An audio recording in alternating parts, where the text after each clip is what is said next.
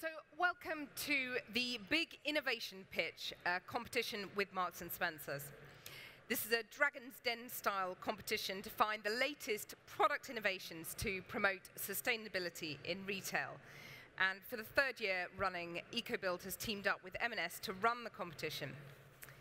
Previous winners have included Waterblade and Endotherm, and since the pitch, Endotherm has been trialled across 25 M&S stores, and Waterblade trials are about to start. So what's going to happen is shortlisted contenders are going to present their innovations to the expert panel you can see on the stage, and I'll introduce who they are in a minute. And they're then going to give them a really proper grilling and then go off in a huddle and pick a winner. The winning company will have the opportunity to become an M&S supplier. So I'm going to introduce our judges first. Imogen Cust is our lead judge, who's responsible for managing all engineering and energy research in M&S. Dr. Rick Holland is Innovation Lead for Infrastructure Systems at the government agency Innovate UK, and he's also a regional manager in the Northern Powerhouse. Next to him, Chris Vallis, who's Director of AB Group, Innovators in the Built Environment. John Field is President of the Chartered Institution of Building Services Engineers. And Julie Hirigoyen, who is CEO of the UK Green Building Council. Now, before we get going, I just want to say a word about each of the 5 finalists to just put you in the picture, and then they're going to explain in a little bit more detail what their pitch is. So Arup and Airedale will pitch their innovative hybrid coil unit heating and cooling system that requires half the amount of infrastructure.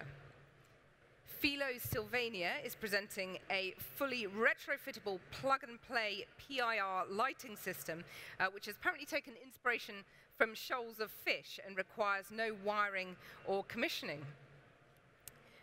Protomax Plastics has taken everyday waste plastic and recycled it into hoardings and shopping fittings, which are 100% recyclable. CBES has made it to the finals with its Mistral Air dry system fridge unit, which reduces CO2 gas emissions and cold aisle syndrome. There is apparently a syndrome called cold aisle syndrome. And finally, IES is showing off its simulation-based control software tool, which could help to reduce the performance gap across a building portfolio. So I'm going to invite each of the shortlisted candidates up to the stage to make their pitch in alphabetical order, so there's no favoritism. They're going to have a strict 4 minutes each, and just to warn them, I will be timing and I will stop immediately on 4 minutes. They're then going to have a strict 4 minutes Q&A with the judges. So I'm going to be doing a lot of clock watching for this session and not a lot of talking, so you probably heard quite enough from me the rest of the day. So let me invite up to the stage Arup and Airedale, and Roger Olsen, Associate Director of Arup, is going to be presenting the Artus fan coil. I hope I pronounced all of that correctly. Please welcome Roger Olsen.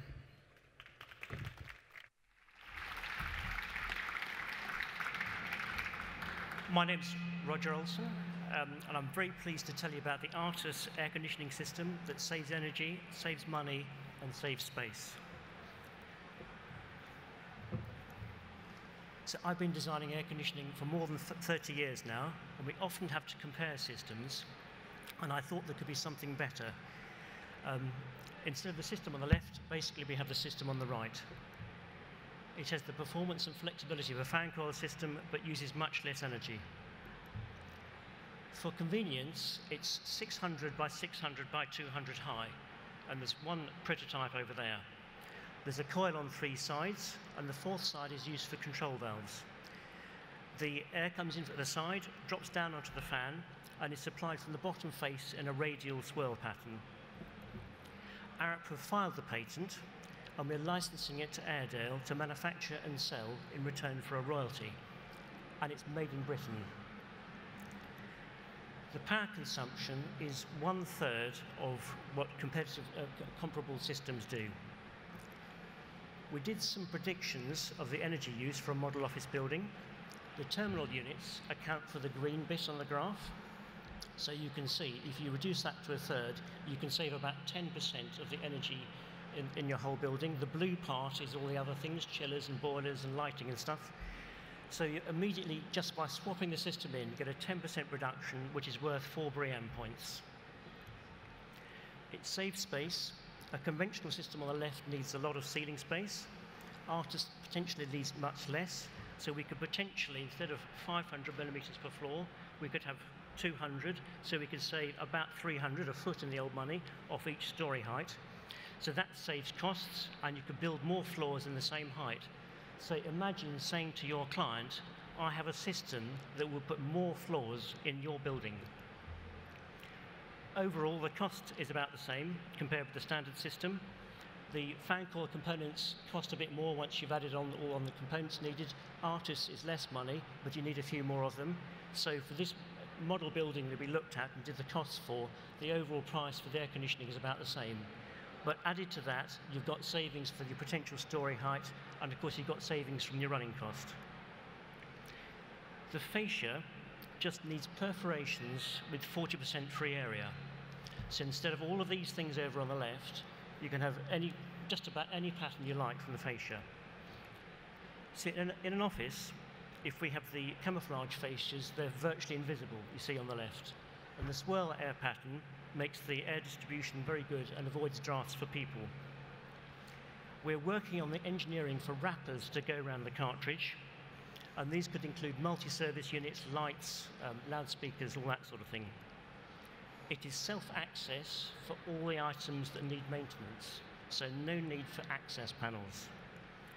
We've had some units running in our office since September, and Airedale should be bringing this to market around about July of this year. This is the Marks & Spencer's Plan A, your sustainability plan.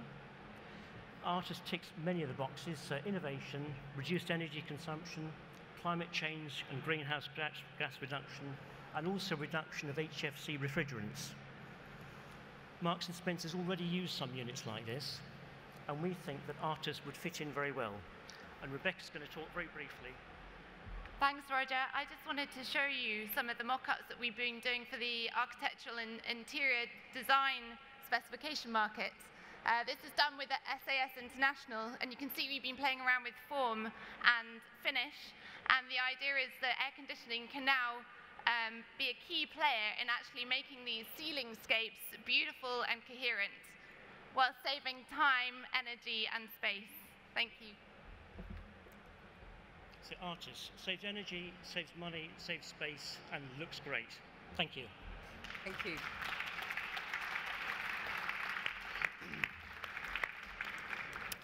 That was well, just inside your 4 minutes time limit, so well done.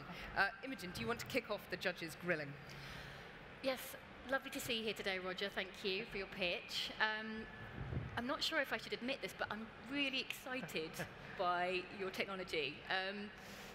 I think for me, I'd like to know a little bit more the comparison for myself and for other people here between the standard system, because you'd have to put more of these in an area, but you'd have more control of the cooling environment.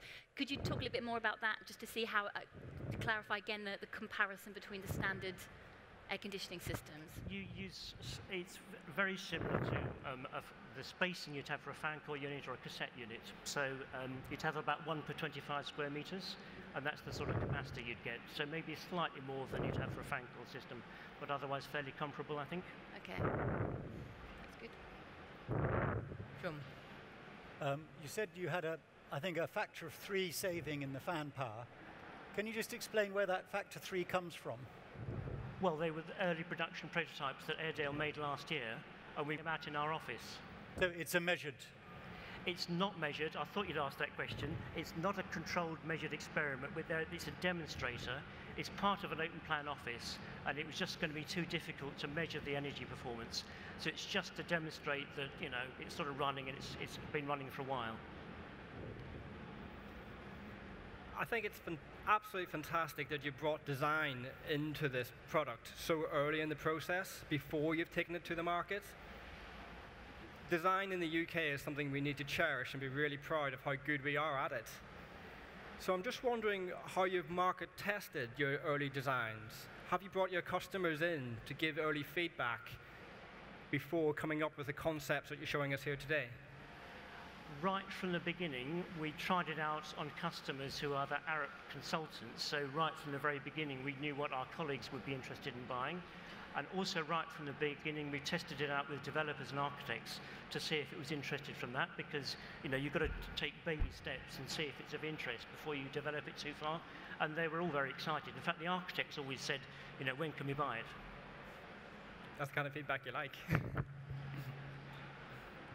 Yes, go for it. Hi, great presentation. I think as well at Echo that it looks fantastic. My question was around whether you had thoughts about whether this could provide heating and cooling, or is it simply a cool-in system? Sorry, I didn't quite catch the last bit. Provide heating and cooling. Did it provide heating and cooling, or is it just a heating? It does do heating and cooling, yes, so I missed that bit out. It'll do heating and cooling. The first version will be cooling only, but certainly we'll be rolling out a heating version shortly, which will look the same. Fantastic. Julie. So obviously you're achieving strong operational energy savings. It's the same sort of cost as a typical system, which is really positive. Have you done any analysis on the embodied carbon of the product and how that compares with the typical standard system? We started looking at that because we have consultants in-house who look at all of that. We put that on hold because we weren't quite sure what materials would go into the final version, which has actually only recently arrived. So that's embodied carbon is definitely something we'll be looking at. We've probably got time for one more question from the judges, so anyone want to ask a follow-up? Go for it. Your last question, just what's the cooling medium? What's the cooling medium? It's chilled water at 6.9. Are the judges satisfied that you've got all the information you require? Yeah. You want to do a final question, Imogen? No, You're good. okay? Great. Brilliant. Well, Roger, thanks very much. That was very concise, and I think the judges have grilled you sufficiently. Thanks very much. Okay, Let's give them a round of applause.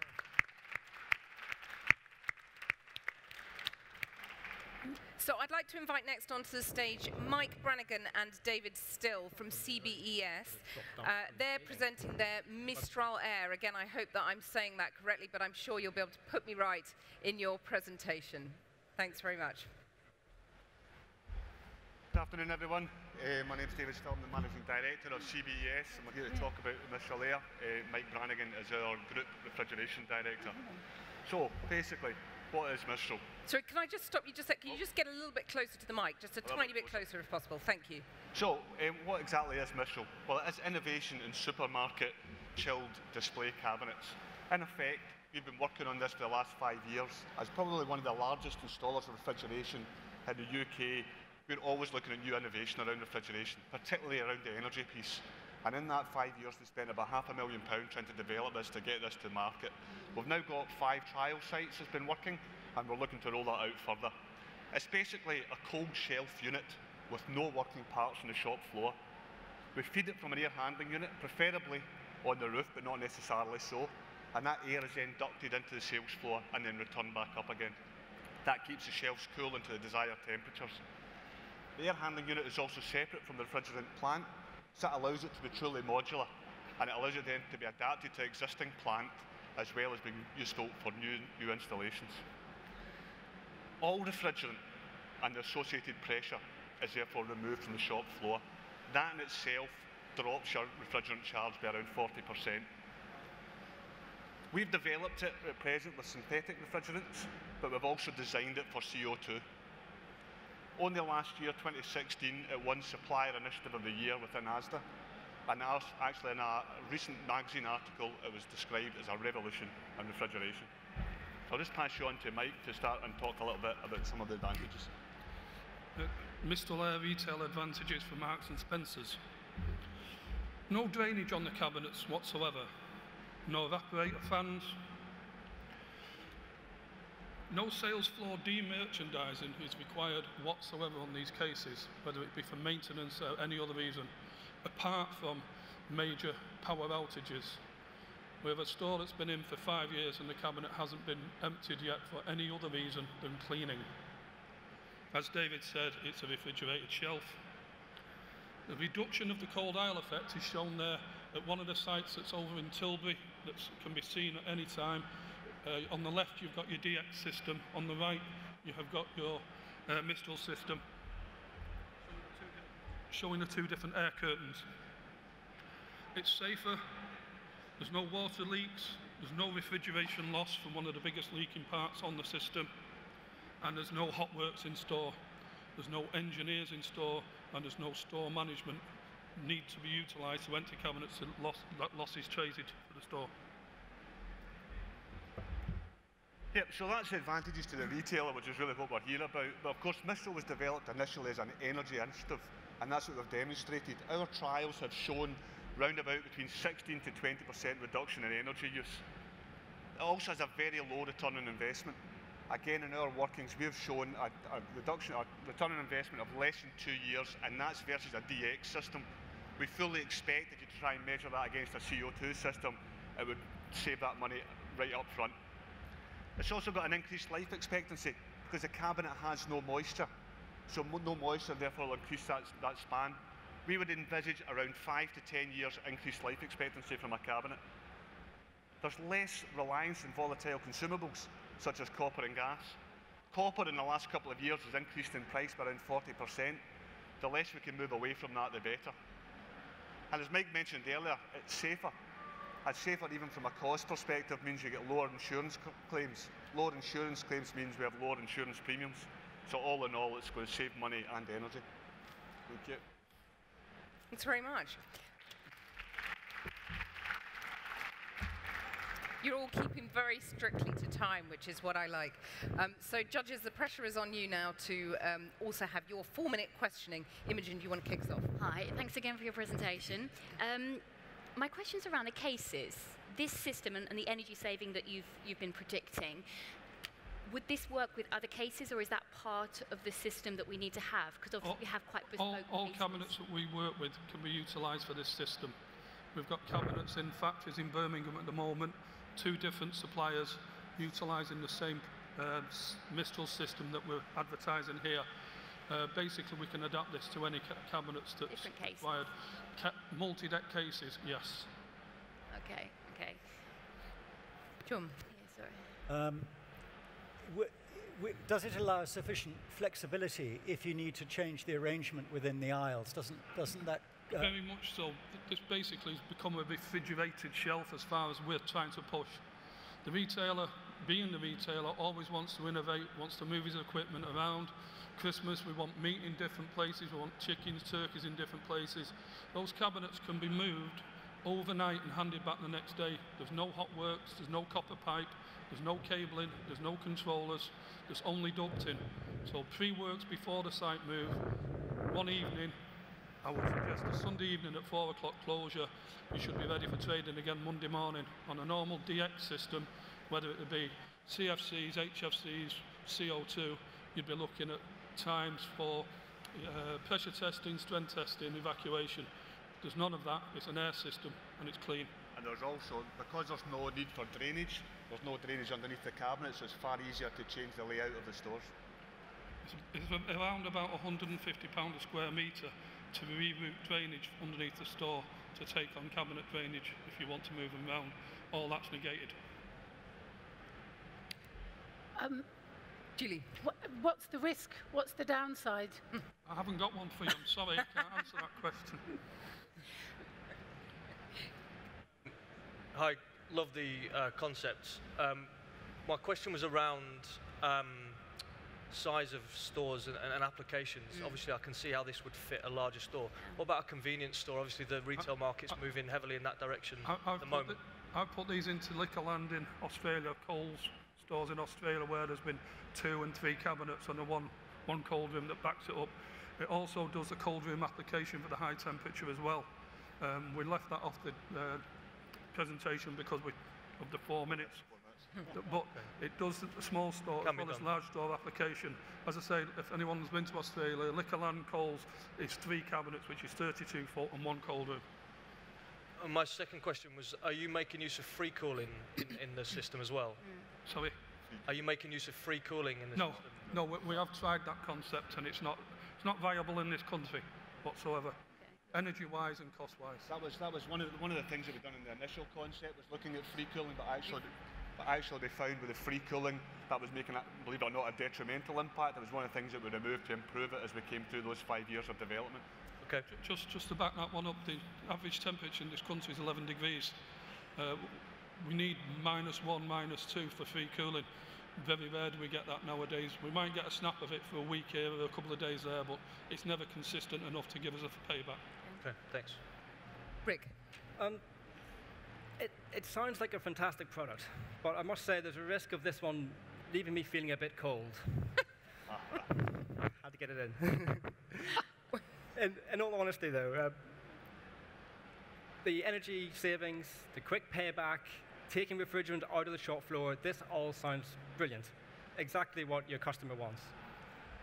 What I'm wondering, though, is how does this change the experience for the retail customer, for the consumer? Because if they're using that, if they're buying products off that shop floor, what do they see that tells them that M&S, your customers, have actually made a difference to improve the world?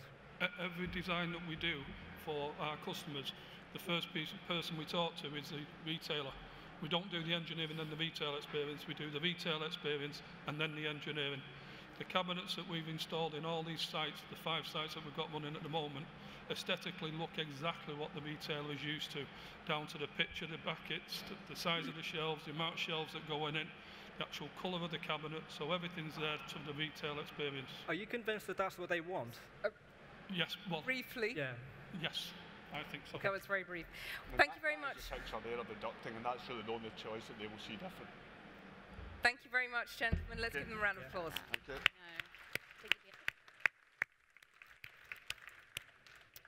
I'd like to move on to IES now and invite Dr. Don McLean, founder and managing director, to present his simulated building control. Good evening. As mentioned there, I'm going to talk about simulation-based control and optimum performance. What do I mean by optimum performance?